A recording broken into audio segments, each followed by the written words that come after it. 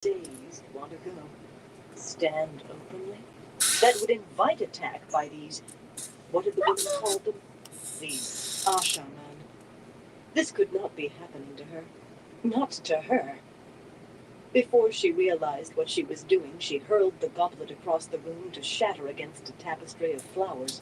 Seizing the pitcher with both hands, she raised it overhead with a shriek of fury and flung that, too, in a spray of punch. The foretelling had been so certain. She would... Abruptly she stopped, frowning at the tiny shards of crystals clinging to the tapestry, the larger pieces scattered across the floor. The foretelling. Surely that had spoken of her triumph? Her triumph! Alviarin might have her minor victory, but the future belonged to Elida, as long as Alviarin could be gotten rid of. But it had to be done quietly, in some way so that even the hall would want silence.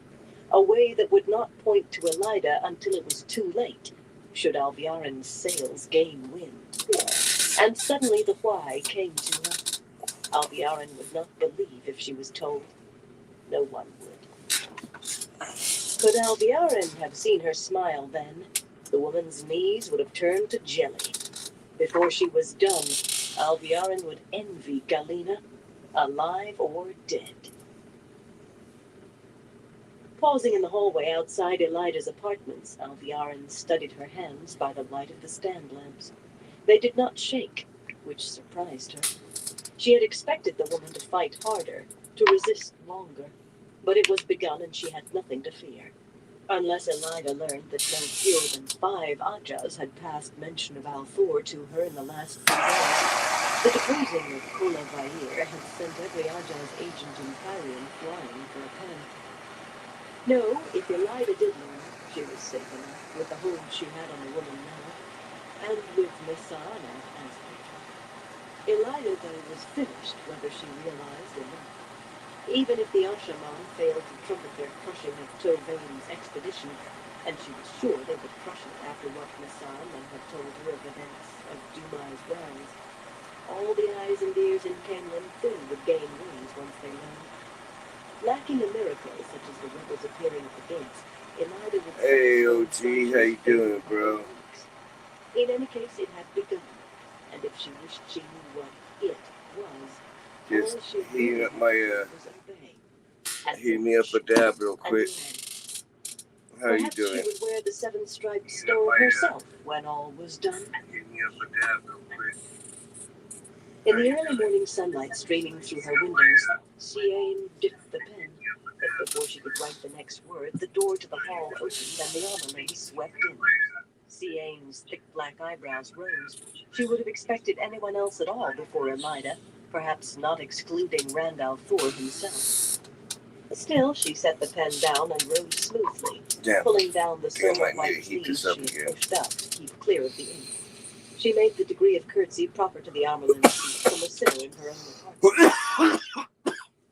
I do not found any white sisters hiding away Angreal, Mother. She did hope it quite fervently. Elida's descent on the Greens a few hours ago, while most of them slept, was probably still producing wails and gnashing of teeth. In living memory, no one had been ordered birched for keeping back in Angreal, and now there were to be 2. The Amerlin must have been in one of her infamous cold furies. But if she had been then, no sign of it remained now. For a moment she regarded Siain silently, a little bit of cool a as a winter pond in her red-slashed silks, then glided to the carved sideboard where painted ivory miniatures of Siain's family stood, all years dead, but she still loved every one. You did not raise me, Amerlin, Elida said, at the picture of Siain's father. She how's your day going, OG?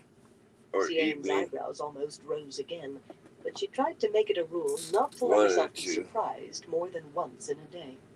I was not informed that the hall was sitting until afterward, Mother. After all these years, a touch of Lugard still clung to her voice. Yes. Abandoning the paintings, Elida glided to the fireplace. Siain had always had a fondness for cats, and carved wooden cats of every sort crowded the mantelpiece, some in amusing poses.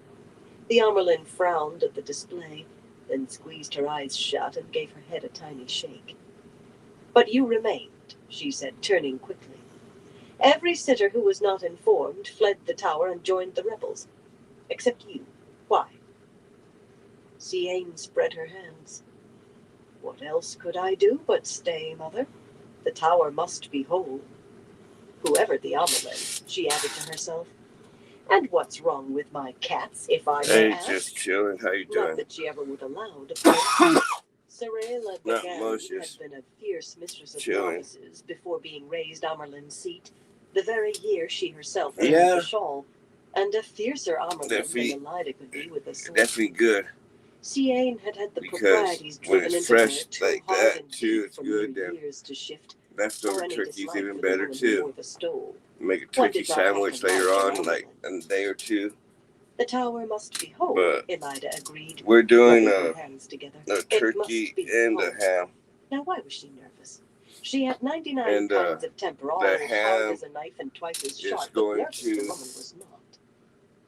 What I say to you now is sealed to the flames. What's been Siain. called, Her mouth twisted wryly and she shrugged, oh yeah, giving her stole an irritable twitch. "If I knew how to make the about seal to do a strong," dab and then she said, dry smoke as one. yesterday's dust. "I will hold your words in my heart, Mother. I command you to undertake an inquiry, Let's see. and you must indeed hold it in your heart. The wrong ear hearing of it might mean death and disaster for the whole tower." Siain's eyebrows twitched. Yeah, but the "Death and ham, disaster for the whole tower? my brother, most hated grower, Will you sit yourself? is going to Mother?" infuse it with Was some proper in her own apartment. can of butter that we "May have. I pour you some mint tea?" And the can or of butter that we touch? have, Waving away the offer of refreshment, Elida took the most what's comfortable it called? chair, carved by Siain's father. It's from the freak show that both me and most hated have The grown Amelin before. made the comfy chairs in the frame, all stiff back and iron countenance. Most But that's ungracious definitely, officials because appeared last to year listen too, to Siain we so did Siain called infused the ham, and that shit was pretty dank. "I have thought long and hard on treason, It Siain," definitely, said my predecessor and her keeper, well, Rama Thanksgiving, Biscuit. like dinner or meal, whatever you eat it at, Treason lunch must or have been at dinner, the core of that. Thanksgiving That is the only just sister or sisters could have a very attempted. filling meal that That would certainly makes be you tired possible. afterwards, Elida just frowned from all the at the food intuition. and whatnot. We can never be sure who But has the shadow of treason in her with the heart, infused Siain. ham, Why I suspect that that someone did it just arranged by for an itself. order They of didn't mine have to to be be countermanded. overeating. And I have reason to believe that someone has You could eat it like communicated days privately to later, Grand make a Althor. little ham To a what end I turkey cannot sandwich, say, and but that surely is it's treason definitely against gonna me be and against the tower. you definitely gonna be feeling it. Siain waited for more, but the Amelin only looked Because we're back at her, having that, slowly and smoothing her red-slashed skirt. excuse me, at her mom's, Exactly what she's inquiry making do you wish me to make, menudo and she asked pozole. cautiously.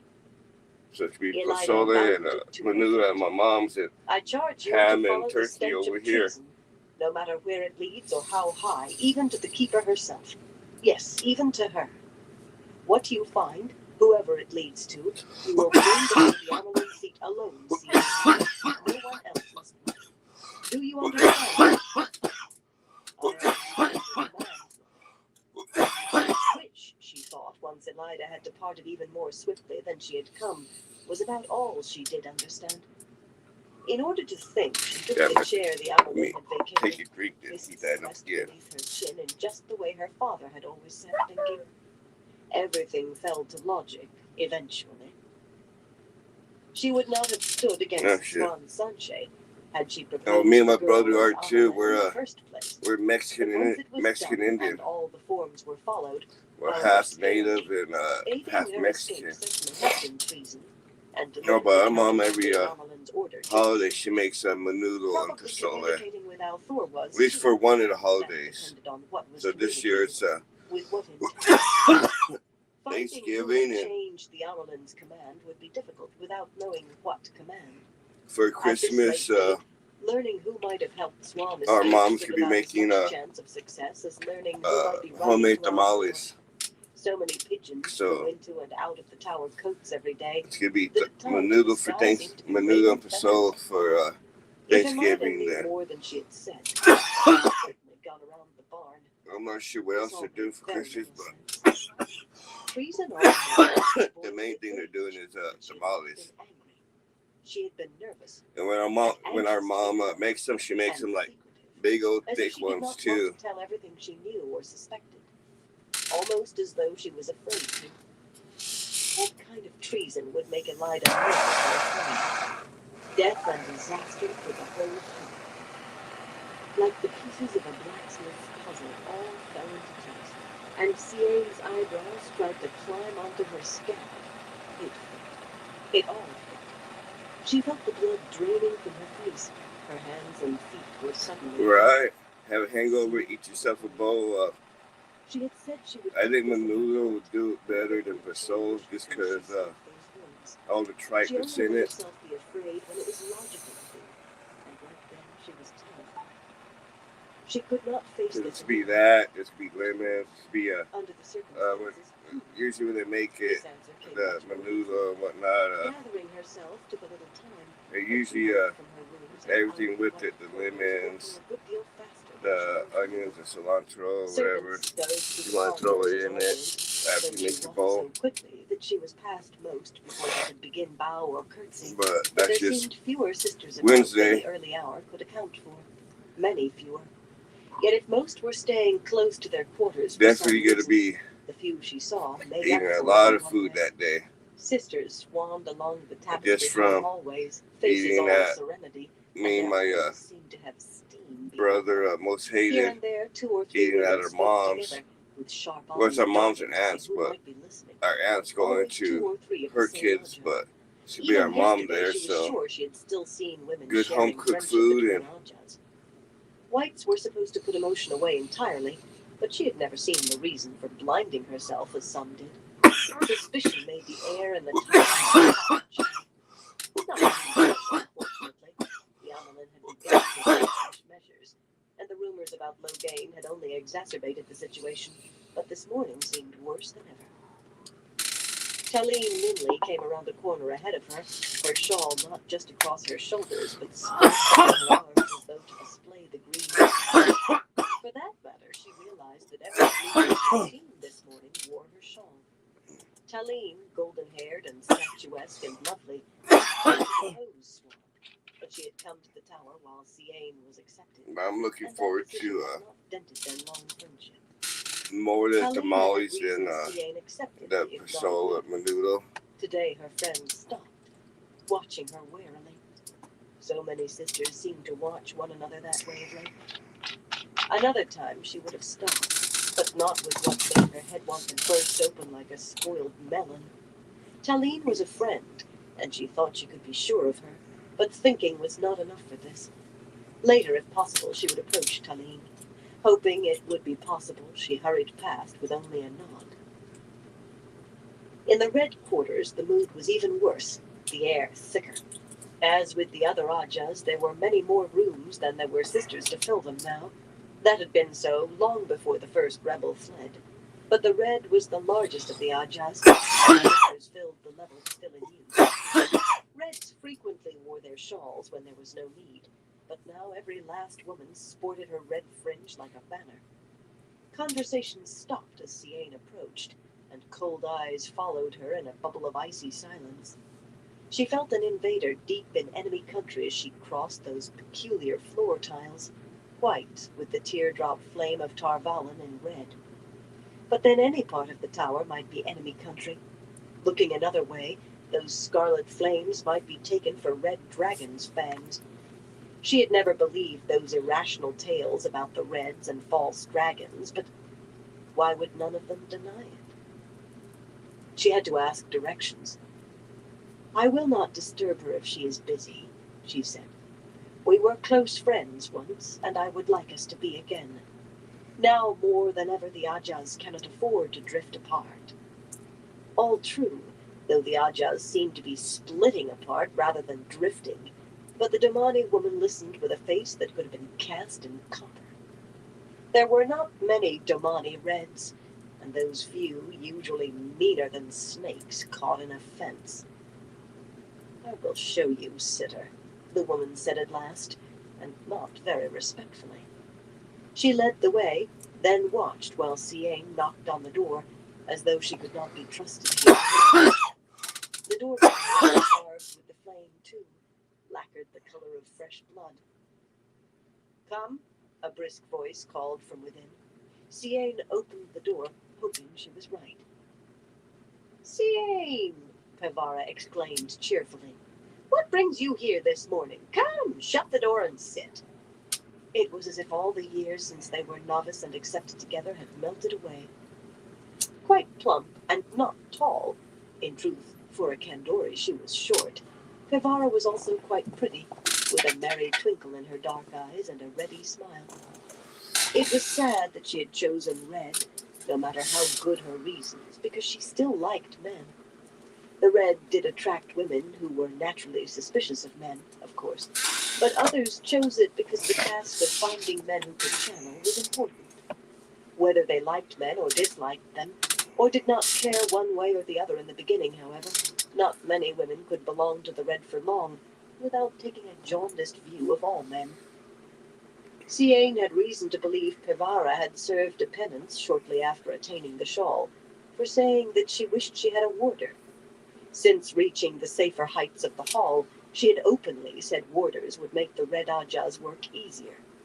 Not that that had any part in Siain trusting her.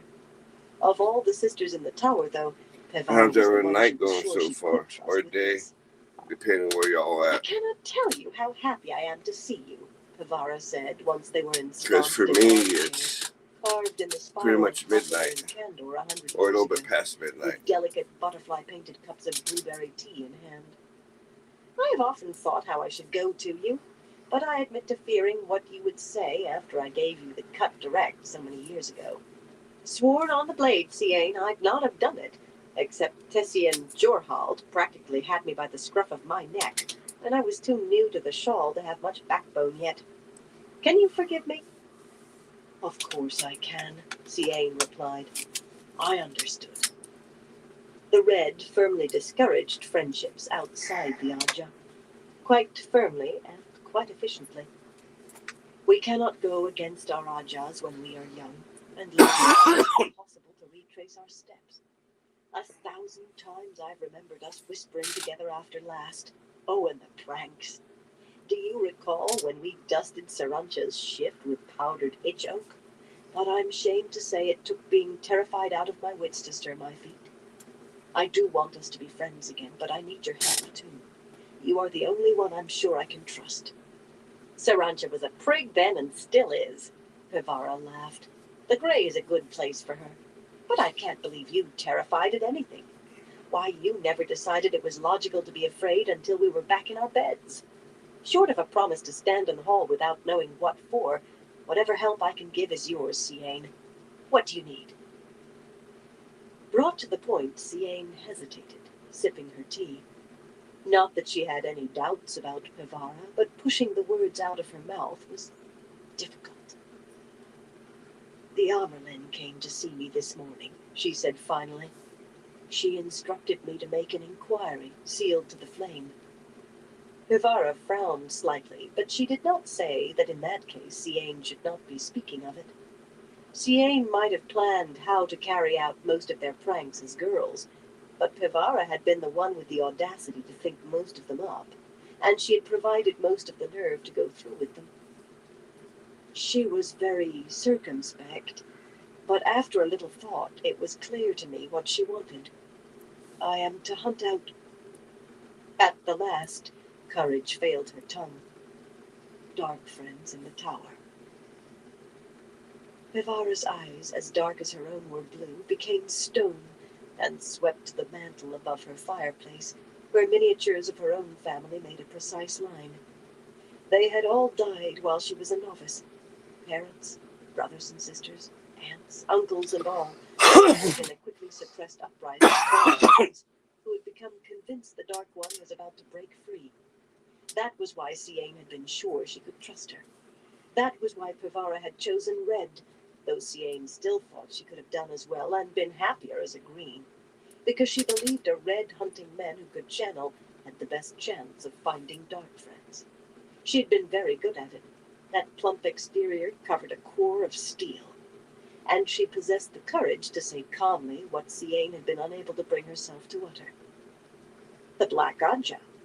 Well, no wonder Elida would be circumspect. Pevara. I know she's always denied its existence harder than any 3 other sisters combined, but I'm certain sure that's what she meant. And if she is convinced, her friend waved her off. You have no need to convince me, Siain. I have been sure the Black Ajah exists for... Strangely, Pevara was hesitant, peering into her teacup like a fortune-teller at a fair. What do you know of events right after the Aiel War? 2 Amerlins dying suddenly in the space of 5 years, Siain said carefully. She assumed the other woman meant events in the tower. Truth to tell, until being raised a sitter nearly 15 years ago, just a year after Pevara, she'd not given much attention to anything outside the tower. And not that much inside, really.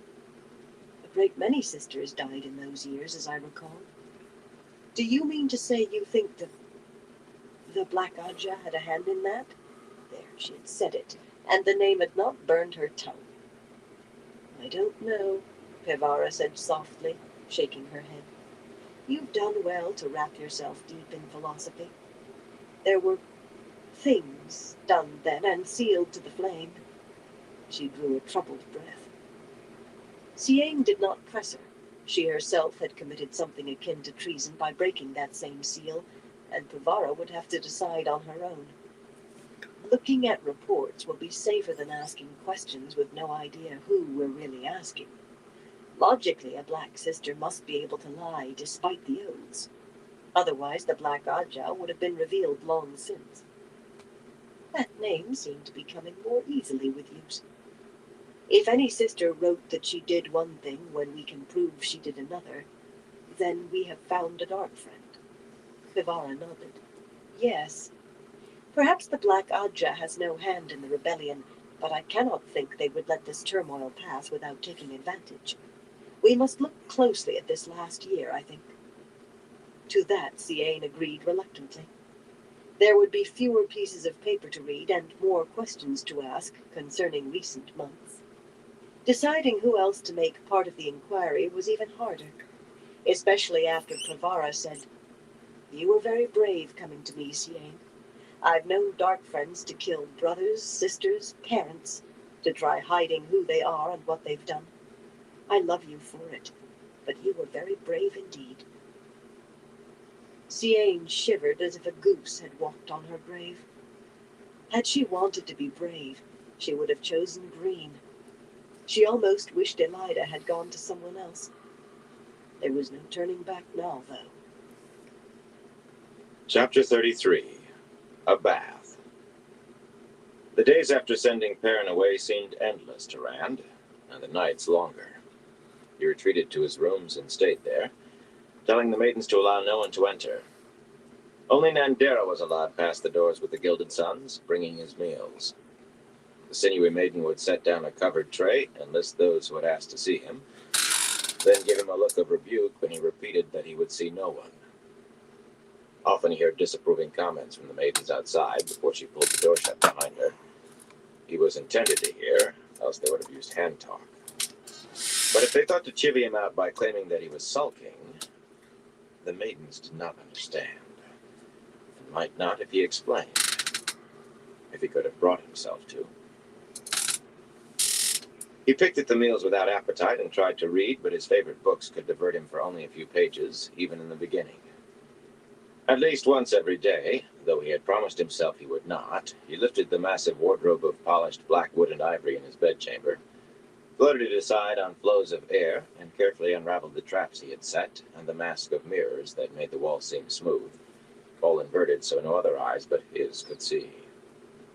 There, in a niche hollowed out with the power, stood 2 small statues of white stone, about a foot tall, a woman and a man, each in flowing robes and holding a clear crystal sphere overhead in one hand. The night he set the army in motion toward Ilion, he had gone to Rudion alone to fetch these Tirangrial. If he needed them, he might not have much time. That was what he had told himself. His hand would stretch toward the bearded man, the only one of the pair a man could use, stretch out and stop, shaking. One finger touching, and more of the one power than he could imagine could be his. With that, no one could defeat him, no one stand against him. With that, Lanfear said once, he could challenge the Creator. "It is mine by right," he muttered each time, with his hand trembling just short of the figure. "Mine. I am the Dragon Reborn." And each time, he made himself draw back, reweaving the mask of mirrors, reweaving the invisible traps that would burn anyone to a cinder who tried to pass them without the key. The huge wardrobe wafted back into place like a feather. He was the Dragon Reborn, but was that enough? They would have to be. "I am the Dragon Reborn," he whispered at the walls sometimes, and sometimes shouted at them. "I am the Dragon Reborn." Silently and aloud he raged at those who opposed him, the blind fools who could not see, and those who refused to see, or ambition, or avarice, or fear. He was the Dragon Reborn, the only hope of the world against the Dark One. And the light helped the world for it. But his rages and thoughts of using the Tirangrial 1 second, were only everyone. attempts to escape on I the gotta things go he get knew. another water. Alone, he picked at his meals, though less every day, and tried to read, though seldom, and attempted to find sleep. That he tried more often as the days passed, not caring whether the sun was down or high. Sleep came in fitful snatches, and what harrowed his waking thoughts also stalked his dreams and chased him awake too soon for any rest. No amount of shielding could keep out what was already inside. He had the Forsaken to face, and sooner or later the Dark One himself. He had fools who fought him or ran away when their only hope was to stand behind him. Why would his dreams not let him be? From one dream, he always sprang awake before it more than began. To lie there filled with self-loathing and muddled with lack of sleep. But the others, he deserved them all, he knew. Colliver confronted him sleeping, her face black and the scarf she had used to hang herself still buried in the swollen flesh of her neck. Colliver silent and accusing, with all the maidens who had died for him arrayed behind her in silent, staring ranks. All the women who died because of him. He knew every face as well as his own, and every name but one. From those dreams, he woke weeping. 100 times he hurled Perrin across the grand hall of the sun, and 100 times he was overwhelmed by blazing fear and rage. 100 times he killed Perrin in his dreams, and woke to his own screams. Why had the man chosen the Aes Sedai prisoners to use for their argument? Rand tried not to think about them. He had done his best to ignore their existence from the beginning. There we go. They were too dangerous to keep long as captives, and he had no idea what to do with them. They frightened him. Sometimes he dreamed of being bound inside the box again. Of Galena and Arian and Katarine, and the rest taking him out to beat him. Dreamed and woke whimpering, even after he convinced himself his eyes were open and he was outside. They frightened him because he feared he might give way to the fear and the anger, and then he tried not to think of what he might do then. But sometimes he dreamed it, and woke shaking in a cold sweat.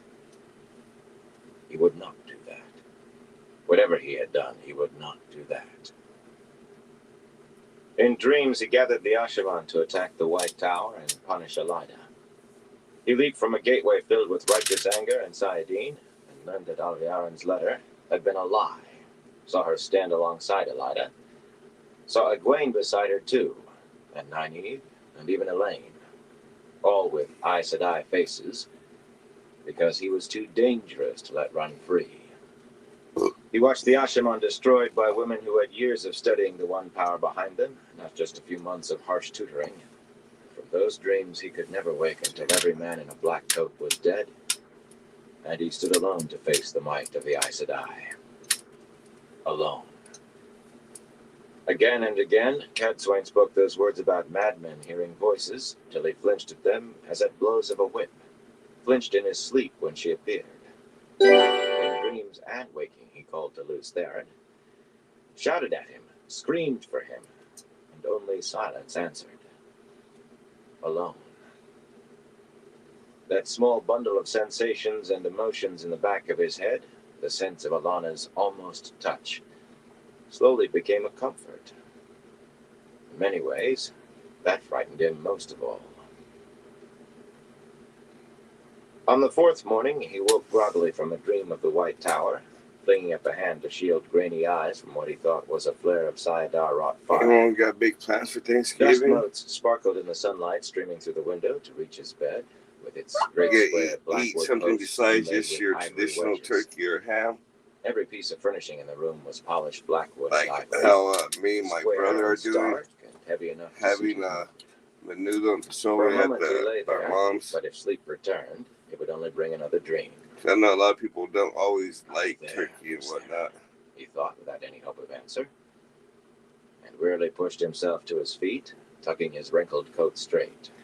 I've He had known not a changed his couple people clothes that's since actually first showing himself away.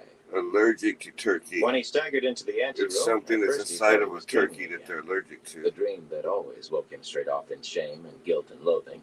I always thought that But would Min suck. looked up at him from one of the tall gilded chairs, a leather-bound book on her knees, and he did not wake.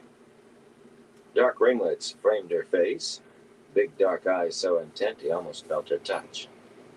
Her breeches of brocaded green silk fit her like a second skin, and her coat of matching silk hung open, a cream-colored blouse rising and falling with her breath. He prayed to wake. It had not been fear or anger or guilt over Colliver or Lews Therin's disappearance that drove him to shut himself away. "There's a feast of sorts in 4 days," she said brightly, "at the half moon. The Day of Repentance, they call it for some reason. But there will be dancing that night. Sedate dancing, I hear, but any dancing is better than none." Carefully tucking a thin strip of leather into the book, she placed it on the floor beside her. "That's just time to have a dress made, if I set the seamstress to work today. That is, if you mean to dance with me." He pulled his gaze away from her, and it fell on a cloth-covered tray beside the tall doors. Just the thought of food made him queasy. Nandera was not supposed to let anyone Yeah, in sorry but if I'm her, distracted a little bit, least of all everyone. men. It's because He I'm had not zoning mentioned out her in the name, book but he and had said no one. playing a game "Men, and catching Pokemon. I don't know what to say. Sheepherder, you look like what the dogs fought over." Now I understand why Alana was so frantic, even if I don't see how she knew. She practically begged me to speak to you, after the maidens turned her away for about the 5th time. Nandera wouldn't have let me in if she wasn't in a lather about you not eating, and even so I had to do a little begging myself. You owe me, country boy. Rand flinched. Images of himself flashed in his head. Him tearing at her clothes, forcing himself on her like a mindless beast. He owed her more than he could ever pay. Raking a hand through his hair, he made himself turn to face her. She had tucked her feet up so she sat cross-legged in the chair, leaning her fists on her knees. How could she look at him so calmly? "Min, there's no excuse for what I did. If there was any justice, I'd go to the gallows.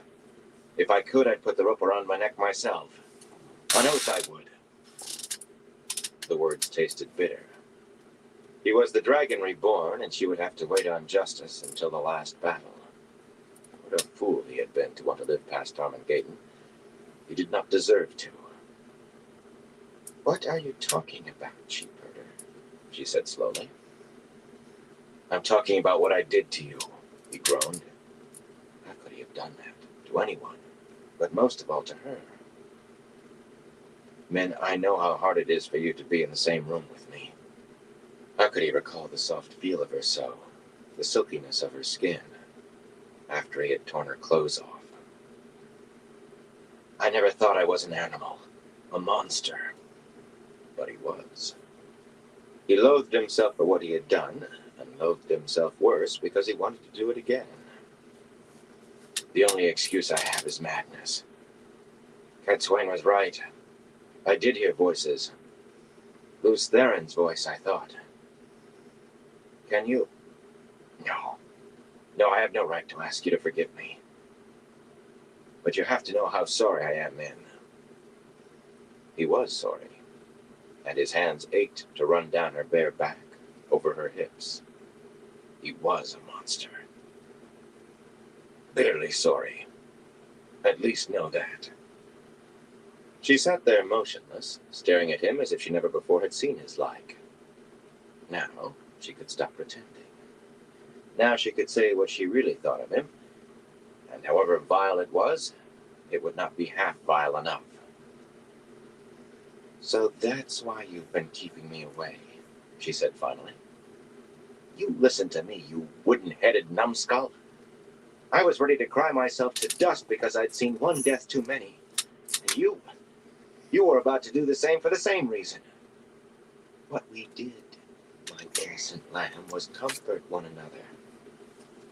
Friends, comfort one another at times like that. Close your mouth, you Two Rivers hay-hair. He did, but only to swallow. He thought his eyes were going to fall onto the floor stones. He nearly spluttered, getting words out. Comforted? Men, if the women's circle back home heard what we did called comforting, they'd be lining up to peel our hides if we were 50. At least it's we now instead of I, she said grimly. Rising smoothly, she advanced toward him, shaking a furious finger. Do you think I'm a dumb farm boy? Do you think I am too dim-witted to let you know if I didn't want your touch? Do you think I couldn't let you know in no uncertain terms? Her free hand produced a knife from under her coat, gave it a flourish, and tucked it back without slowing the torrent. I remember ripping your shirt off your back because you couldn't pull it over your head fast enough to suit me. That's how little I wanted your arms around me. I did with you what I've never done with any man, and don't think I was never tempted. And you say it was all you. As if I wasn't even there. The back of his legs hit a chair, and he realized he'd been backing away from her. Frowning up at him, she muttered, I don't think I like you looking down at me right now. Abruptly, she kicked him hard in the shin, planted both hands on his chest, and shoved. He toppled into the chair so hard, it nearly went over backward.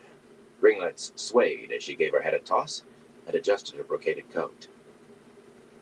That's as may be, man, but that's as is, sheep herder, she cut in firmly. And if you say different again, you had best shout for the maidens and channel for all you're worth, because I'll thump you around this room till you squeal for mercy. You need a shave and a bath. Rand took a deep breath. Perrin had such a serene marriage with a smiling, gentle wife. Why was it that he always seemed drawn to women who spun his head like a top? If only he knew the 10th part of what Matt did about women, he would have known what to say to all that. But as it was, all he could do was blunder on. In any case, he said cautiously, there's only one thing I can do. And what might that be? She folded her arms tight beneath her breasts, and her foot began tapping ominously, but he knew this was the right thing to do. Send you away, just as he had Elaine and Avienda. If I had any self-control, I wouldn't have... That foot started tapping faster. Maybe better to leave that alone. Comforted? Light. Men, anyone close to me is in danger.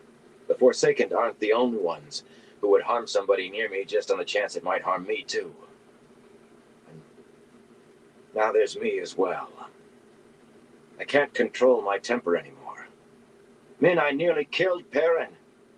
Cat Swain was right. I'm going mad, or there already.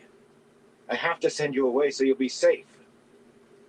Who is this Cat Swain? She said, so calmly that he gave a start at noticing that her foot was still tapping. Alana mentioned that name as if she was the Creator's sister. Now don't tell me I don't care.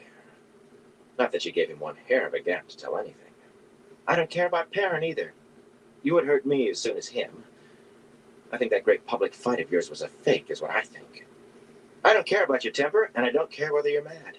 You can't be very mad, or you'd not be worrying about it so. What I do care about She bent until those very big, very dark eyes were level with his, not a great distance away. And suddenly there was such a light glaring in them that he seized Sayadin, ready to defend himself. "Send me away to be safe?" she growled. "How dare you? What right do you think you have to send me anywhere? You need me, Randolph Thor. If I told you half the viewings I've had about you, half your hair would curl and the rest would fall out. You dare! You let the maidens face any risk they want, and you want to send me away like a child? I don't love the maidens." Floating deep in the emotionless void, he heard those words spring from his tongue, and shocked What is it, shattered Snoopy? the emptiness and sent Sayadin flying. "Well," Min said, straightening. A small smile added more curve to her lips. "That's out of the way." And she sat down on his lap. She had said he would not hurt Perrin any more than he would her, but he had to hurt her now. He had to, for her own good. "I love Elaine, too," he said brutally. "And Aviendha. You see what I am?" For some reason, that did not seem to faze her at all. "Ruark loves more than one woman," she said. Her smile seemed almost of Aes Sedai serenity. "So does Bale.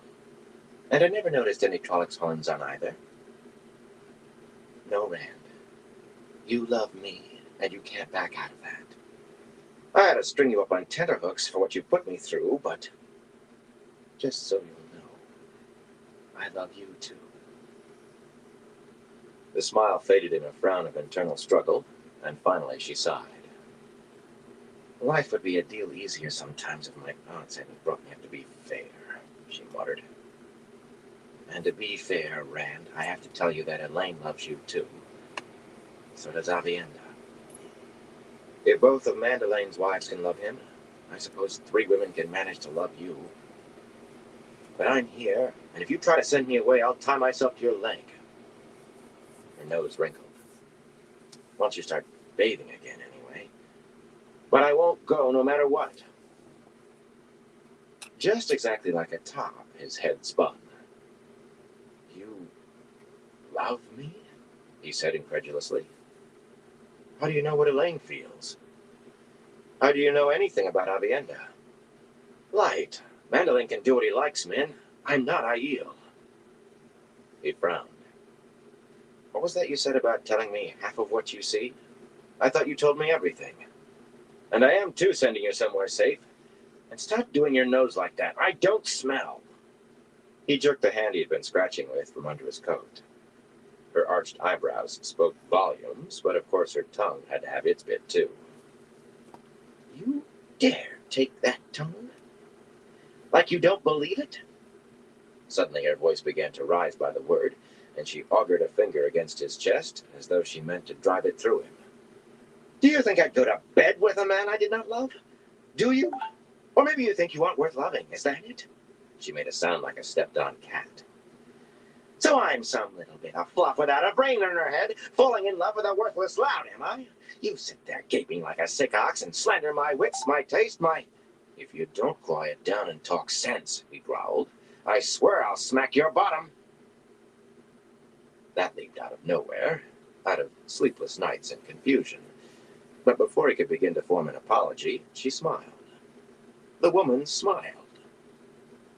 "At least you're not sulking anymore," she said. "Don't ever whine, Rand. You're no good at it. Now then, you want sense? I love you, and I will not go. If you try to send me away, I'll tell the maidens you ruined me and cast me aside. I'll tell everybody who will listen. I will—" He raised his right hand and studied the flat of his palm, where the branded heron stood clear, then looked at her. She eyed his hand warily and shifted herself on his knees, then conspicuously ignored everything except his face. "I won't go, Rand," she said quietly. "You need me." "How do you do it?" he sighed, slumping back in the chair. "Even when you stand me on my head, you make all my troubles shrink." Min sniffed. "You need to be stood on your head more often. Tell me, This Avienda. I don't suppose there's any chance she's bony and scarred like Nandera. He laughed in spite of himself. Light, how long since he had laughed with pleasure. Min, I'd say she is as pretty as you, but how can you compare two sunrises? For a moment she stared at him with a small smile, as if she could not decide whether to be surprised or delighted. You are a very dangerous man, Grand Hawthorne, she murmured, leaning toward him slowly. He thought he might fall into her eyes and be lost. All those times before when she sat on his lap and kissed him, all those times he had thought she was only teasing a country boy, he had nearly crawled out of his skin wanting to kiss her forever. Now, if she kissed him again now. Taking her firmly by the arms, he stood and set her on her feet. He loved her, and she loved him, but he had to remember that he wanted to kiss Elaine forever when he thought about her, and Avienda. Whatever Min said about Ruark or any Aielman, she had made a poor bargain the day she fell in love with him. You said half, Min, he said quietly. What viewings haven't you told me? She looked up at him with what almost might have been frustration, except, of course, that it could not have been. You're in love with the Dragon Reborn, Min Farshaw, she grumbled, and best you remember it. Best you did too, Rand, she added, pulling away. He let her go reluctantly, eagerly. He did not know which. You've been back in Carian half a week, and you still have done nothing about the sea folk. Berylane thought you might drag your feet again. She left me a letter asking me to keep reminding you. Only you wouldn't let me.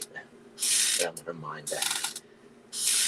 Berylane thinks they're important to you somehow. She says you're the fulfillment of some prophecy of theirs. I know all about that, man. He had thought to leave the sea folk out of being tangled with him. They were not mentioned in the prophecies of the dragon that he could find. But if he was going to let Min stay near him, let her risk the dangers.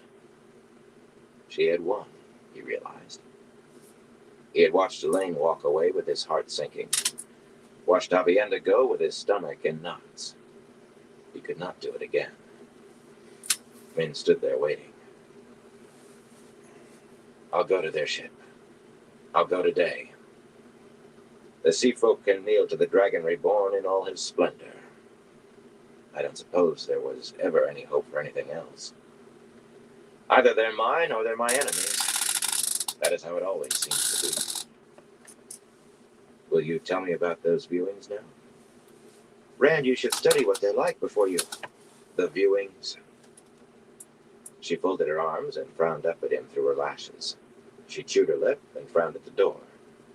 She shook her head and muttered under her breath. At last she said, there was only one, really. I was exaggerating. I saw you and another man. I couldn't make out either face, but I knew one was you. You touched and seemed to merge into one another. And her mouth tightened worriedly, and she went on in a very small voice. I don't know what it means, Rand, except that one of you dies and one doesn't. Why are you grinning? This isn't a joke, Rand. I do not know which of you dies. I'm grinning because you've given me very good news, he said, touching her cheek. The other man had to be loose then. I'm not just insane and hearing voices, he thought, jubilant. One lived and one died, but he had known for a long time that he was going to die. At least he was not mad. Or not as far mad as he had feared. There was still the temper he could barely control. You see, Suddenly he realized that he had gone from touching her cheek to cupping her face in both hands. He pulled them away as it burned. Min pursed her lips and gave him a reproving look, but he was not going to take advantage of her. It would not be fair to her. Luckily, his stomach rumbled loudly. I need something to eat if I'm going to see the sea folk. I saw a tray. Min made a sound more snort than sniff as he turned away. But the next moment, she was sailing toward the tall doors. You need a bath if we're going to the sea folk. Nandera was delighted, nodding enthusiastically and sending maidens running. Though she did lean close to Min and say, I should have let you in the first. I wanted to kick him, but it was not done. Kicking the guy. By her tone, it should have been done. She spoke softly, and not so softly he could not hear. He was sure that was deliberate. He directed too sharp a glare at him for it not to be. Maidens lugged in the big copper tub themselves, brushing hand-talk once they set it down, laughing and too excited to let the Sun Palace servants do the work, or bring in the stream of buckets filled with hot water either. Rand had a hard time taking his own clothes off. For that matter, he had a hard time washing himself, and he could not escape Nandera lathering his hair. Flaxen-haired Somera and fiery-haired Anila insisted on shaving him as he sat chest-deep in the tub, concentrating so intently they seemed afraid they might cut his throat. He was used to that from other times they had refused to let him handle brushing. He was used to the maidens who stood around him to scrub his back or his feet, hands flickering in silent chatter, and still more than half scandalized at the sight of someone sitting in water. Besides, he managed to get rid of some, at least, by sending them off carrying orders. What he was not used to was Min, sitting cross-legged on the bed with her chin in her hands, watching the whole thing in very evident fascination. In all the crowd of maidens, he had not realized she was there until he was naked, and all there was to do then was sit down as fast as he could, splashing water over the sides of the tub. The woman would have done very well as a maiden herself. She discussed him with the maidens quite openly, with never a blush. He was the one who blushed. Yes, he is very modest, she said, agreeing with Malandera, a woman more rounded than most maidens, with the darkest hair I had seen on any Aiel. Modesty is a man's crowning glory. Malandera nodded soberly, with a grin that nearly split her cheeks. And, oh no, Delilah, it would be a shame to spoil such a pretty face with a scar. Delilah, grayer than Nandera, leaner, and with a thrusting chin, insisted that he was not pretty enough to do without a scar to set off what beauty he had. Her words. The rest was worse. The maidens had always seemed to enjoy making his face red. Men certainly did. You have to dry off sooner or later, Rand, she said, holding up a long piece of white toweling with both hands. She stood a good 3 paces from the tub, and the maidens had all backed into a watching ring. Min's smile was so innocent, any magistrate would have found her guilty on that alone. Come and get dry, Rand. He had never been so relieved to pull on clothes in his life. By that time, all his orders had been carried out, and everything was in readiness. Rand al'Thor might have been routed in a bathtub, but the Dragon Reborn was going to the sea folk in a style that would send them plummeting to their knees with awe. Chapter 34. ta'veren. All was ready as Rand had ordered in the courtyard at the front of the Sun Palace. Or almost all. The morning sun slanted shadows from the stepped towers, so only 10 paces in front of the tall bronze gates lay in full light. Dashiva and Flynn and Narishima, the 3 Ashaman he had retained, waited beside their horses. Even Dashiva resplendent with the silver sword and red and gold dragon on his black collar, though he still touched the sword at his hip as if constantly surprised to find it there. All right, everyone. I'm going to call into this live a little early tonight. I'm actually a little tired, so lay down and actually get a good night's sleep. I want to thank everyone for stopping by and everyone who keeps stopping by and chilling with me. I definitely appreciate all y'all's support. Till next time, everyone, y'all stay safe out there.